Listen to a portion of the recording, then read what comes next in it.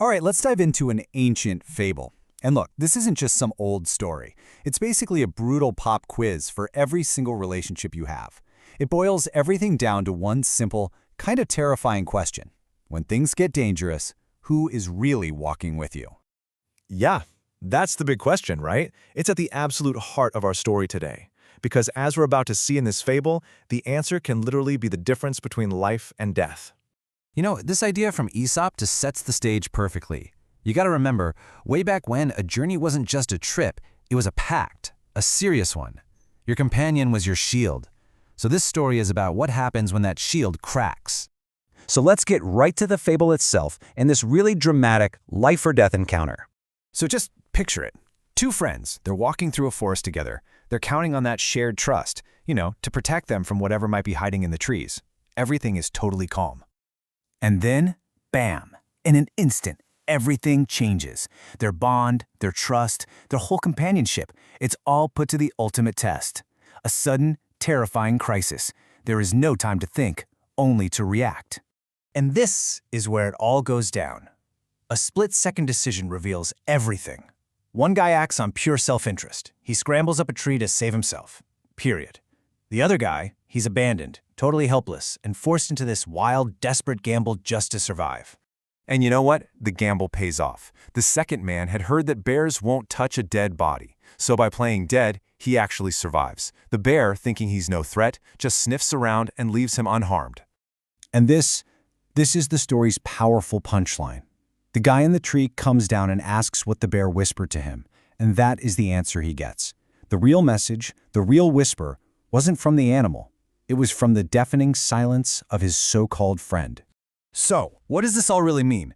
Let's decode this whole encounter and see how it actually gives us a framework for understanding loyalty in our own lives.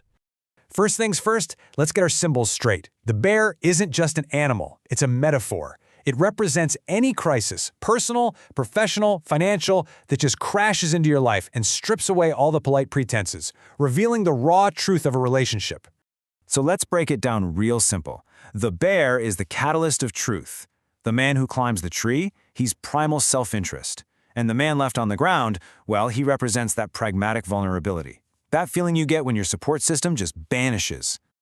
Okay, so this is absolutely the key takeaway. The bear didn't make the first man a coward. It didn't create a bad friend out of thin air. Nope. All it did was shine a giant spotlight on what was already there, hidden right beneath the surface. So how does this ancient story apply to our lives right now? Well, the bear shows up way more often than we think. It looks a little different these days. So here are 3 modern places that bear crashes out of the brush. In our personal lives, it's that party friend who goes completely ghost the second things get tough. In a relationship, it's the partner who's happy to share the credit but assigns all the blame. And at work? Oh yeah, it's the colleague who throws you right under the bus to save themselves. Each one of them is just climbing their own tree.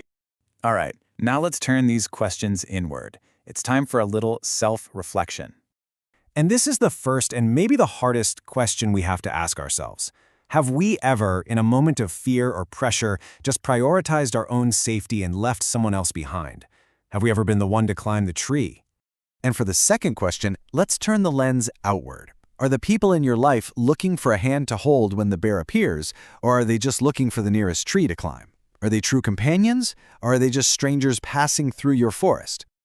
Ultimately, the fable leaves us with this one really provocative thought to chew on. True companionship is only real when the danger is shared.